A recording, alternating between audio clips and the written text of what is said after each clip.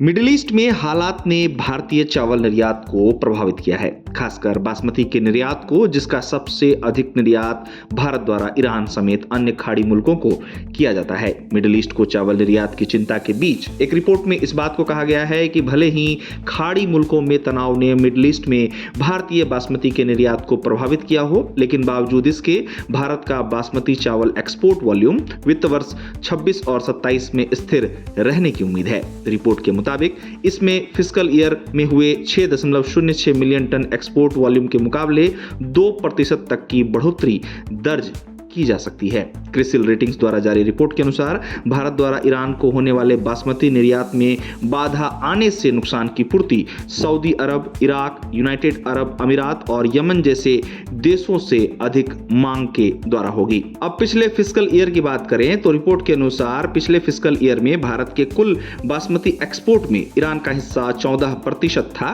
वहीं यह आंकड़ा मिडिल ईस्ट और दूसरे वेस्ट एशियाई देशों को मिलाकर 70 से 72% था। अब ईरान और इजराइल के बीच जारी जंग ने भारत से ईरान को सप्लाई होने वाले बासमती एक्सपोर्ट में बाधा लाने का काम किया है। ये स्थिति भारतीय बासमती निर्यातकों के लिए बिल्कुल भी ठीक नहीं है। अब रेटिंग एजेंसी क्रिसिल रेटिंग्स ने अपने ताजा अनुमान में बताया है कि भारत के बासमती निर्यात पर असर पड़ सकता है अगर लॉजिस्टिक्स की मुश्किलें लगभग 1 महीने तक बनी रहती हैं। एजेंसी के मुताबिक अगर ऐसा होता है तो बासमती चावल के ट्रेड वॉल्यूम पर 3.5 से 3.7 लाख टन का असर पड़ सकता है। एजेंसी के डायरेक्टर नितिन कंसाल के मुताबिक भारत का बासमती एक्सपोर्ट दूसरे देशों से 5 से 6% बेहतर रहने की वजह से एक्सपोर्ट वॉल्यूम मजबूत बना रह सकता है, जिनकी एक्सपोर्ट वॉल्यूम में 55 से 60% हिस्सेदारी है।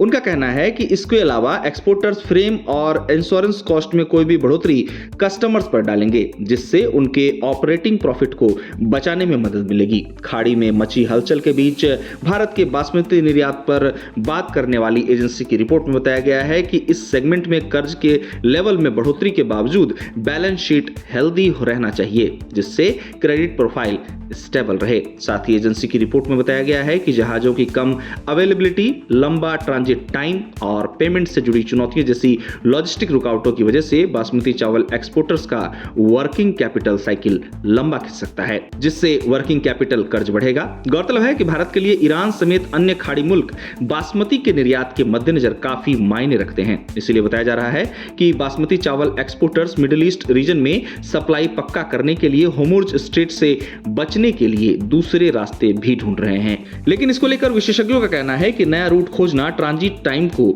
बढ़ा सकता है और इससे वर्किंग कैपिटल साइकिल लंबा हो सकता है, जिससे वर्किंग कैपिटल की जरूरतें 10 से 15% तक बढ़ सकने की संभावना दिखाई देती है। रेटिंग एजेंसी के मुताबिक फाइनेंशियल ईयर 2026-27 में बासमती चावल की बिक्री स्थिर रहने की उम्मीद है। एजेंसी ने इसका एक अन्य कारण ज्यादा बारिश के बाद मुख्य उत्पादक इलाकों में बासमती धान का प्रोडक्शन लगभग रुक जाने को भी बताया है। गौरतलब है कि भारत दुनिया का सबसे बड़ा चावल निर्यातक देश है। जहां तक बासमती की बात है तो भारत दुनिया में बासमती का सबसे बड़ा निर्यातक देश है। भारत द्वारा बासमती का निर्यात खाड़ी देशों के साथ ही अमेरिका और यूके समेत यूरोपीय देशों को भी किया जाता है, पर बासमती के लिए खाड़ी मुल्क काफी मायने रखते हैं। मिडिल ईस्ट के ताजा हालात ने भारतीय बासमती चावल निर्यातकों के चेहरे पर परेशानी की लकीरें खींची हैं। माल अटक रहा है, पेमेंट फंस रहे हैं और माल ढुलाई के खर्चे में बढ़ोतरी ने नुकसान की संभावनाओं को बल देने का काम किया है। लेकिन इसी बीच रेटिंग एजेंसी क्रिसिल के ताजा रिपोर्ट में भारत के बासमती निर्यात को लेकर अनुमान लगाया गया है कि भले ही खाड़ी मुल्कों में तनाव ने